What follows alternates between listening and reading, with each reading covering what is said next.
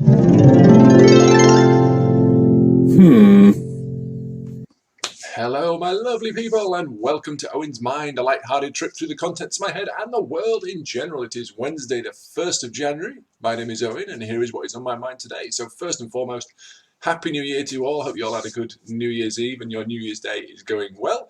I had a nice quiet one. I just stayed in, had some nice food, had a glass of wine, and I was probably asleep by about 10:45. So I did not get to see in the new year, but I've woken up in 2020 and I'm feeling good, and I'm going to have a nice, hopefully interesting, entertaining day. So, as usual, I've picked out 5 stories making the headlines, what to give my thoughts on. Links in the description below so you can read each article in full and show those original publications some love. So, for the first time in 2020, let's get into story number 1. And story number 1 today comes to us from BuzzFeed News. The US Army has banned soldiers from using TikTok. Yes, so the US Army has banned service members from using the Chinese-owned short-form video app TikTok on government-issued phones. The decision, first reported by military.com, comes only weeks after the Navy announced a similar ban. It's considered a cyber threat. Lieutenant Colonel Robin Oker, an Army spokesperson, told military.com, "We do not allow it on government phones." US government scrutiny of the Chinese app has been building for months. In October, New York Democratic Senator Chuck Schumer and Arkansas Republican Senator Tom Cotton called on the US intelligence community to assess TikTok's national security risks, while Florida Republican Senator Marco Rubio accused TikTok of censoring content related to the protests in Hong Kong. In November, the Senate Judiciary Subcommittee on Crime and Terrorism invited TikTok representatives to the hearing titled "How Corporations and Big Tech Leave Our Data Exposed to Criminals, China and Other Bad Actors." The company declined to attend. I'm not surprised if you title the hearing that, but anyway. Still, the platform was so popular within the US military that the Army was using the app as a recruitment tool until recently as November. There was a cyber awareness message sent out on the 16th of December identifying TikTok as having personal security risks associated with its use, a spokesperson for the US Army told BuzzFeed News in a statement. The message directs appropriate action for employees to take in order to safeguard their personal information. The guidance is to be very wary of applications you download, monitor your phone for unusual and unsolicited texts, and delete them immediately, and uninstall TikTok to circumvent any exposure of personal information. The Army can't ban its personnel from using TikTok on their personal phones, Oka told military.com, but leaders recommend that service members use caution if they receive random or unfamiliar text messages. BuzzFeed News has reached out to TikTok for comment. TikTok is designed by Beijing-based company ByteDance and became the first Chinese-owned app to reach #1 in the US Apple App Store last November. ByteDance has a similar app called Douyin, which is a Chinese version of TikTok, because TikTok is not actually available within mainland China, but people have used it, said that it's a very similar experience. TikTok insists it doesn't censor its users' Hong Kong content, protest-related videos. They just simply tend not to go viral because they're not what its users want to share. A spokesperson for TikTok told BuzzFeed News in October that pro-Hong Kong content is available on the app, but goofy memes and dance challenges are what the app's young users engage with the most, so they go viral. BuzzFeed did not find any evidence at the time that TikTok blocked pro-Hong Kong democracy videos. The dual bans by the US Army and Navy reflect how quickly tensions between the US and China have grown amid Republican President Donald Trump's trade war with the country. There are no hard insights into how many active service members are using the platform, but based on a search by BuzzFeed News of most of the popular military-related hashtags, TikTok's military audience is easily in the hundreds of thousands. TikTok in May declined to comment about the popularity or engagement of military-related hashtags on the app. In May, in response to an inquiry from BuzzFeed News about the popularity of the app among the military, a Department of Defense spokesperson said the DoD had issued additional risk management guidance pertaining to geolocation-capable apps and additional policies pertaining to photography on military installations or in uniform. In November, US Army cadets were instructed not to appear in videos on the app in uniform. DoD takes the security of our people, facilities and operations very seriously and is always concerned about potential threats. DoD generally does not issue policy on specific mobile applications, rather policies are designed to proactively address existing and emerging threats, spokesperson Christopher Sherwood said. So the article is focusing on TikTok. I suspect there is a number of apps which the military, and not just military, but security from various countries will say, look, please don't do this because we're not sure of the security things. Because essentially just having a phone these days will geotag you to a location.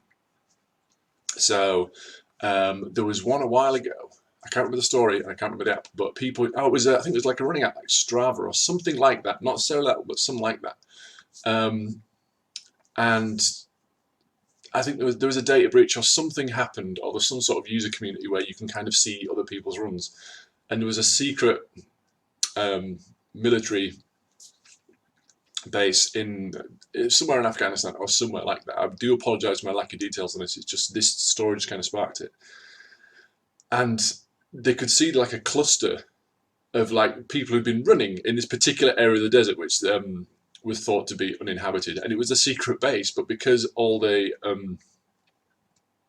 army personnel were using this particular running app, and it was logging their location, you could see all these little journeys emanating out from this one spot. So it essentially tagged, there is activity here, where previously you wouldn't have known that unless you'd actually gone up to it or flown, some kind of photographic drone over it. So essentially, it's that kind of thing, and the TikTok thing's the same.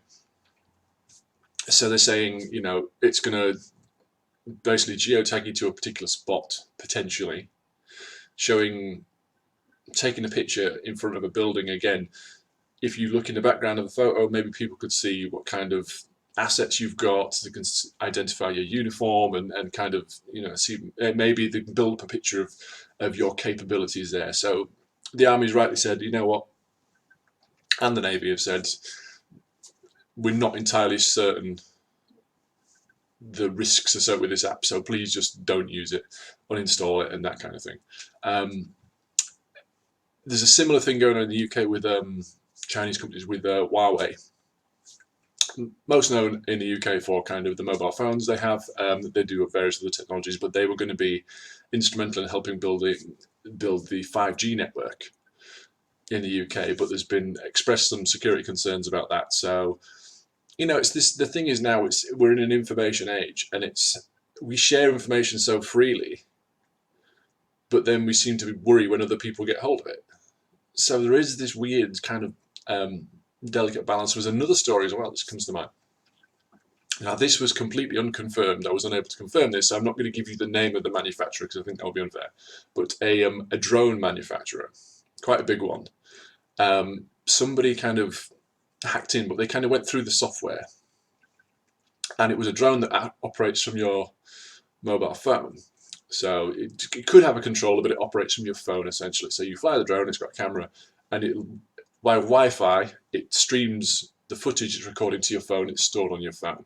They figured out when they were going through the software that footage is also sent somewhere else. It's sent to a server in another country. And so that raised a lot of concerns as well. So you could just be filming anything, you could be filming the family, and it's streaming to your phone, so you're recording it, so you've got a nice copy of your aerial footage. It was also going elsewhere. Now, if it's just you and it's just you filming in the park and filming the dog or getting a nice action shot of some nice scenery or something, you might think, so what? I'll probably put it on Facebook so people can see it anyway. Yes, but if you take footage from all the drones flying all over any particular country, at some point you're going to see soft targets. You'll see power stations, you might see airports, you might see areas where lots of people are. So again, the concern was, and it's rare, but it's potential that people could see these kind of get information on location and geography of a particular area, or city or town or whatever installation. So it's kind of, I completely understand why the military's done this. Like I say, they've focused on TikTok. I'm guessing there'll be a couple of apps. There'll be a couple of do not do this and do not do that, because it's the military. There's going to be rules, and there's going to be rules to protect the servicemen and women, and and security in general. There's going to be hundreds of rules about what you should and shouldn't do in regards giving up information and technology. But TikTok's been highlighted because it's a big app, so that's the one you're going to talk about. So I understand why they've done it. Whether or not there is security concerns, I don't know. I don't use it. But yeah, we'll see what happens going forward. But it's an interesting time to be in, because, like I say, we are so free with our information. We give so much out just because, and then when somebody else kind of catches it, we're like, hey, we don't want that, and you're like, you've got to take some responsibility. If you're putting the military is doing that, and say, all right, we're taking responsibility. We're not going to help put all this information out there. But as an individual, it's like you've got to. If you put your life online, you can't then complain when somebody receives it. If somebody does something malicious with it, yes, that's not fair because that's not what you put up there for. But just somebody having the information, you know what? You've got to take some responsibility. Anyway, moving on to story number 2. So, CNN Business, this comes from us today. Alex Jones and InfoWars ordered to pay $100,000 in fees for the Sandy Hook case. Yeah, conspiracy theorist Alex Jones and Free Speech Systems, the parent company of his fringe right-wing website InfoWars, must pay around $100,000 in his adversary's legal expenses and a penalty stemming from a defamation suit against them. Neil Heslin, whose 6-year-old son Jesse was killed in the mass shootings at Sandy Hook Elementary School in Newtown, Connecticut in December 2012, sued Jones and InfoWars in April 2018 for making allegedly defamatory statements against him and other victims' families. Jones has repeatedly and unequivocally called Sandy Hook shooting a hoax, according to the lawsuit. Early this month, Texas Judge Scott Jenkins granted Heslin's motion for sanctions and legal expenses after the defendants disobeyed a court order to provide a witness list and documentation, and ordered the defendants to pay Heslin's legal fees in the amount of $65,825. In a separate decision, Jenkins ruled against the defendants' motion to dismiss and ordered the defendants pay Heslin $34,323.80 in legal fees. The Daily Beast first reported the rulings. Mr. Jones is learning there are severe consequences for his refusal to take these lawsuits seriously, Mark Bankston, Heslin's attorney, said in an email to CNN Business.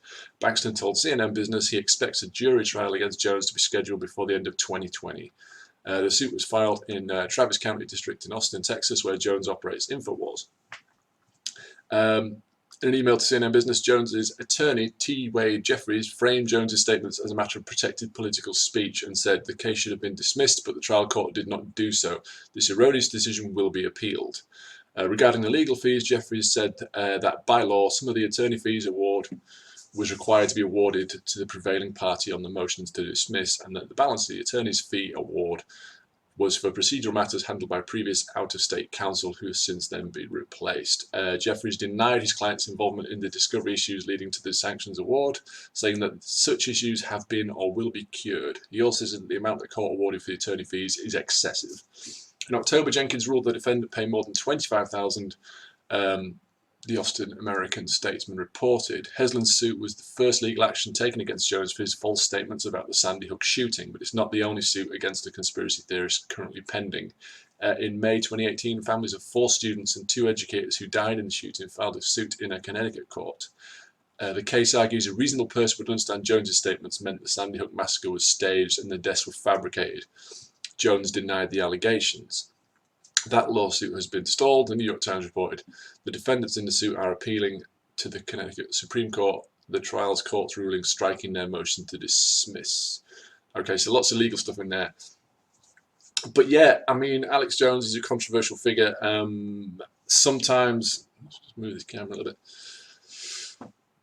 You can watch him and he's entertaining because the stuff he says is so outlandish and so outrageous, and it's just ridiculous. It's so ridiculous, it's just funny. But then when he made the Sandy Hook comments, and it's a hoax and it was all fabricated, if you were related to those people, if you lost somebody, you know, if you know one of the victims, that is a horrendous thing to say. His argument that it's protected speech, this is a fine line. It's a really fine line to me. Between protected free speech and this is absolute falsehoods to me, because we know this happened and we know it was a horrible time and continues to be a horrible time for all those involved. For me, and I'm not sure about how the free speech laws work, but for me it should be this. Okay, if he'd come out and said that, okay, how can I put this? So if he'd come out and had sympathy for the shooter in his own words, say, well, my personal opinion is this, that I side with the perpetrators of this atrocity. That is a horrible thing to say, but that's his opinion. So as disgustingly disgraceful to say that as it was, and he didn't say that. I'm just saying if he did, then that you could argue is protected under free speech, because free speech laws they have to be all encompassing, which means we have to sort of say, look, we've got to defend people's rights to say truly repellent things, because it protects our right to say things that we believe in. If they believe that, as disgraceful as it would be, that's their right. But saying it was downright false is different. To me, that's not protected free speech. Saying it was completely denying it happened when we know it did, for me, that's not free speech. That's something different. That's denying facts. You know what I mean? If you deny something, let's just make another example. Let's say a drunk driver crashes his car and knocks down a building or something. Saying, well, I don't care if he was drunk, it's fine. That's your opinion, that's your free speech, and it's wrong as far as I'm concerned, but you can say, well, yeah, that's fine. Saying, no, it never happened, the building just fell down and the car was damaged somewhere else, when we know it wasn't, that's false. That's categorically not true. For me, that's different to free speech, and I don't know if that's how it works, but to me, that's how it should work. You're right, free speech is right to an opinion, as good or bad. But free speech should not protect an outright falsehood. Because I can't say your opinion is false because it's your opinion. I can disagree with it completely. But I can't say it's false because that is genuinely how you feel and that is generally your opinion on that subject. In this case, I can say, no, that is downright false because we know Sandy Hook took place.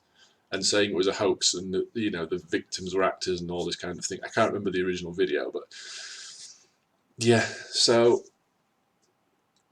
I hope that it does get taken to court, and I hope there is consequences for him, as not just because of the things he said, but as a deterrent to other people who are going to try and hide behind this free speech and say, I can say what I want and I can just have any insane conspiracy theory. So yeah, let's hope this goes. I mean, I don't wish negative things on anybody, but I think in this case, I think he, like I say, for all his mad rhetoric about this, that, and the other, and all his weird conspiracies, this one is one of, and I've not seen everything he's put up, but for me, this one was definitely a step too far, and it was incredibly disrespectful to people who'd suffered in this horrible, horrible event. So, yeah, let's hope, the court case kind of goes the family's way, goes the victim's way, as it should, as far as I'm concerned. And again, that's just my opinion, so I'm all right to it. Yeah, and hopefully it does act as a deterrent, so the next Alex Jones doesn't come along and try and one-up him to be more controversial and get more clicks, and because it's all about views and things, and people will do and say things. I mean, maybe he truly believes all this, I don't know. But yeah, we'll see. Anyway, move on. Let's move on to lighter fare for story number 3. So story number 3 is in the Mail Online. Oh, little sprout of Bethlehem. Yes, so a sprout that looks like Mary and baby Jesus. There you go. So a Brussels sprout was spared from the dinner plate on Christmas Day because of an uncanny resemblance to Mary and the baby Jesus. So Sheila Freeman, 63, from Keighley, West Yorkshire, that's not far from me, was preparing the festive lunch when she noticed the astonishing religious resemblance. The computer technician immediately took the sprout off the chopping block and put it in the fridge for safekeeping. I was peeling the veg for my Christmas dinner and I noticed an unusually shaped sprout, Sheila said. When I took a closer look, I noticed it looked like Mary and baby Jesus. I started laughing and I took a few photos so I could show people. Everyone who's seen it said the same thing, and it just looks like Mary and baby Jesus. My son Stephen thought it was awesome, so I decided to share the photos. A single mother of one added, it's still in my fridge now, but I don't know how long it will last. I might have to freeze it. Sheila enjoyed Christmas Day with her sister Anita, who lives in Argentina. They bought the sprouts from a local greengrocer on the 24th. We usually go out for a curry on Christmas Day, but I had left it too late to book this year, so we had to do some last minute shopping for a traditional Christmas dinner. So yeah, I mean, last week we did a story on Yorkshire pudding that like Yorkie. So by next Christmas, we're going to have a full Christmas dinner of celebrity, like a rogues gallery of all these vegetables and meats and things that just look like other stuff. But again, it's like I've said before, it's just a bit of fun. The human eye is designed to see faces and things in inanimate objects and this kind of thing. And if you look at it, yeah, I can kind of see what they mean. Again, just a bit of fun, a bit of a palate cleanser after our previous story, just to lighten the mood again for 2020. So there you go. Quick one, story number 3. Let's move on to story number 4. So, this is the Telegraph via MSN News. Children are getting far more caffeine from tea than energy drinks. Yeah, so this is a report that's been done. So children are getting 4 times as much caffeine from drinking tea as from energy drinks, a think tank has said, as it attacks government plans to ban the sale of soft drinks to minors. So the Institute of Economic Affairs, the IEA, said the proposals were unscientific and discriminatory, pointing out that many of the beverages consumed by children contain more sugar and caffeine. So the proposal was drawn up in the last government's childhood obesity plan, called for a ban on all energy drinks such as Red Bull and Monster to all of those under the age of 16. So I don't think the ban was put in place, but I mean, when I go into the supermarket, if I buy an energy drink and it goes through like a self-service checkout, there is an age thing that comes up, and a member of staff has to come over and confirm that I'm over 16. So whether it's become law or not, a lot of supermarkets are kind of putting it in place anyway. So the IEA report says there is more sugar in a can of Pepsi than in a can of Red Bull, and points out that children get most of their caffeine from tea and coffee. The study shows that those aged between 10 and 17 get 11% of their caffeine from energy drinks, but 39% comes from tea and 10% from coffee. Coca-Cola, which would not be covered by the ban, was also found to be a key source of caffeine, making up a third of all caffeine consumed. Health campaigners have argued in favour of the ban, with TV chef Jamie Oliver claiming the products are turning our kids into addicts. But the new report says plans to ban the sale of energy drinks to teenagers are unscientific and discriminatory, unfairly targeting teenagers, while there was a lack of scientific evidence linking the drinks to negative behaviours. The report cites the House of Commons Science and Technology Committee, which concluded the current scientific evidence alone is not sufficient to justify a measure as prohibitive as a statutory ban on the sale of energy drinks to children. The report shows there is less sugar in a can of Red Bull than in a can of Pepsi. Like for like, both have 11 grams per 100 ml, but in total the 250 ml can of Red Bull contains 28 grams compared to the 36 grams in a 330 ml can of Pepsi. That's a weird comparison. It's like there's more in this can which contains more. And the study says that many single-serve coffees from high street chains contain more caffeine than 1 can of an energy drink. This is a good figure. The 80 milligrams of caffeine in a can of Red Bull compares with 320 milligrams in a Starbucks Americano in the venti size and 370 milligrams in a Costa Americano, the Massimo size. Christopher Snowden, author of Vox Pops and IEA head of lifestyle and economics, said, banning the sale of energy drinks to minors is just not justified by scientific evidence, will be discriminatory and disproportionate. The vast majority of caffeine and sugar consumed by teenagers comes from other products. The government is not proposing a ban on the sale of drinks which have a higher caffeine or sugar content, nor should it. So it's hard to see the ban on one particular type of beverage can be justified. Placing an age restriction on energy drinks would put them in the same category as alcohol and fireworks, products which pose a demonstrable risk to users and those around them. As the House of Commons Science and Technology Committee confirmed last year, the evidence of similar risks from energy drinks is sorely lacking.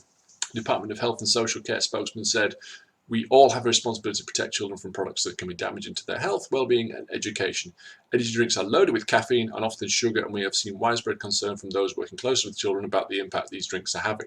The consultation on ending the sale of energy drinks to children is closed and received a high level of interest, with 93% of respondents agreeing that businesses should be prohibited from selling these drinks to children.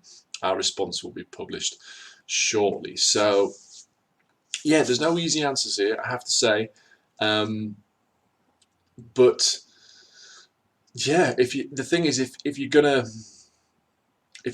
ban something, surely you have to ban everything that falls within the category, because it does feel like you're targeting something. And the report makes a good point. It's like, if you are banning energy drinks based on poor scientific evidence or a lack of scientific evidence, and you're going to put them in the same category as fireworks and knives to children, other age-restricted things, does it not kind of water down the ban in general? You know, because like a firework and alcohol and cigarettes to a child are, proven health problems and dangers. If you throw energy drinks in there, it's like, oh, energy drinks are banned as well, and we've had them before, we know they're not, so maybe this other stuff isn't as bad as they're making out. So, yeah, all I can think of is that, number one, maybe it's because the energy drinks, the way they marketed the cans, the design and that, they've got more of an appeal than sort of general soft drinks which have been around forever. They do have other stimulants in them, so it's not just caffeine. They've got taurine and guarana and all this kind of stuff, and which, from as far as I'm concerned, are safe in a moderate doses. But child's little bodies, maybe that's what they're seeing, maybe something like that. But it does say that scientific evidence is lacking that these things are any worse than, if you're going to ban children from having a Monster or a Red Bull, when we can accurately sort of demonstrate that a normal can of Pepsi has got just as much sugar or caffeine, or a can of Coke or any other soft drink. Where's the line? Essentially, how do you enforce like that? Because you're saying, right, we're banning these, but we're not banning these. Where's the line? Because all I can see happening is that they will put this ban in place, and one of the big companies, someone like Monster, will go to court and say, right, you've banned this, you've banned our drink based on what? Because here are 10 other drinks on the shelf next to ours, which you will let kids have, which contain, you've banned it because there's too much caffeine and sugar. Well, guess what? This one you haven't banned, more sugar. This one you haven't banned, more caffeine. And they will win. And then all of a sudden that law just becomes redundant. So if you're going to put it in place, it's got to have a line. It's got to be right. These are banned because they're on this side of the line, and these aren't banned because they're on this side. And it just feels that line is just, it's not set. It's not a firm line at the minute because it's not based on anything that can be provable in a court. So yeah, it's going to be interesting to see what happens. For me, soft drinks and sugar and anything like that, and just as an adult even, foods that we know are bad for you or contain health risks should be consumed in moderation. So for me, it'd be far more appropriate to kind of educate parents about and let them make the choice about how much of these products they're going to let their children have, as opposed to trying to ban a product. Because whenever you ban something, number one, it makes it more appealing because it's restricted and people want to get hold of that and they want to be the person who's got it when somebody else can't have it, this kind of thing. But again, if it's just not based on the science, then I just think you run into a lot of legal problems, because these energy drink companies, they will protect their business. If you take away a large proportion of their sales demographic, the younger person, they will fight back. And with the way it's looking at the minute, they would probably win, because how are you going to argue in court, right? Your drinks are bad and these aren't. Why? Why did you ban it? With too much sugar and too much caffeine. These have got more. So we'll see. We'll see what happens. Anyway, moving on. Final story of the day. New York Times. French chef loses legal battle over a lost Michelin star. And first and foremost, before we go any further, I had no idea that the Michelin star was part of the company with the Michelin Man and the tyres. And it is. If you go back in history, it is. And I was aware of it years ago, and then I brought the story up, and I'm like, oh yeah, that is Michelin. It is, because I always thought it was something separate, but no, it's, Anyway, the story itself. Court in France ruled on Tuesday against a celebrity chef who sued the Michelin Guide after its reviewers stripped his restaurant of one of its treasured 3 stars. So, chef, who's called Marc Veyrat, was outraged when La Maison de Bois, his restaurant in the Haute-Savoie area of France, which borders Switzerland and Italy, received a 2-star rating in the 2019 guide, down from a top rating of 3 stars the previous year. Most chefs would be overjoyed with 2 Michelin stars, a status which can vault a restaurant from obscurity and dire financial straits to international acclaim and wealth. But Mr. Veyrat, 69, sued the guide in September in an effort to compel the dining guide to turn over reviewer notes that led to the downgrade, as well as the receipts from their meals.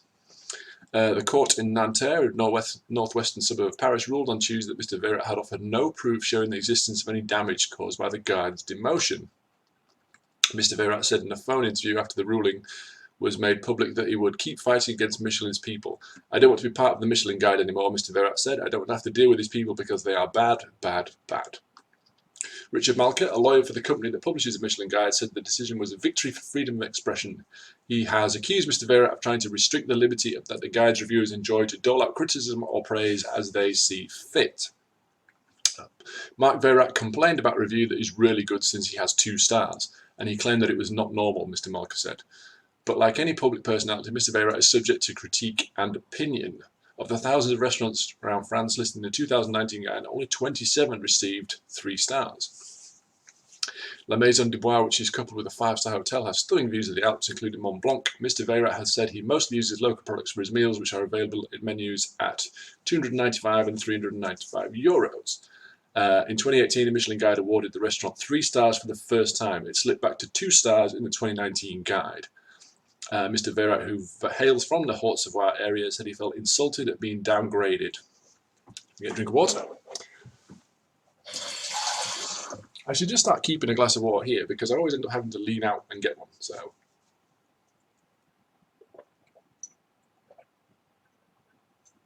this is not like a subliminal cue or anything, it's just who makes the mug. Yes, so in July he asked the guy to strip his restaurant with his other 2 stars, arguing that the demotion had given him a nervous breakdown. Officials from the guide met with the chef to explain the decision, but Gwendal Poulenay, the international head of Michelin Guide, said that Mr. Veyrat's restaurant could not be removed entirely. The stars in the Michelin Guide do not belong to the chefs, Mr. Poulenay said in an interview with Le Monde in July. It is not up to them to give them up. On Tuesday, Mr. Veyrat, who is known for his black shepherd's hat and outspokenness, said the Michelin reviewers were ignorant about Savoy cuisine and compared them to professors who make more mistakes than their students. He argued, for example, that they had mistaken reblochon, a soft cheese from the area, for cheddar. Michelin officials have denied the cheese error and other accusations. Mr. Veyrat's lawyers, Emmanuel Ravanas, said in a statement on Tuesday that his client was like any other student who would not accept being graded without knowing the grading criteria or the scoring. Mr. Malika, the guide's lawyer, called Mr. Veyrat's comments baseless and far-fetched. Several chefs have turned in their 3 stars in the past, citing financial struggles or the pressure of maintaining the prestige of the distinction. In 2017, the chef Sébastien Lebras said he wanted to be liberated from the pressure when he asked the guide to strip Le Suquet, his restaurant in southern France, of its 3 stars.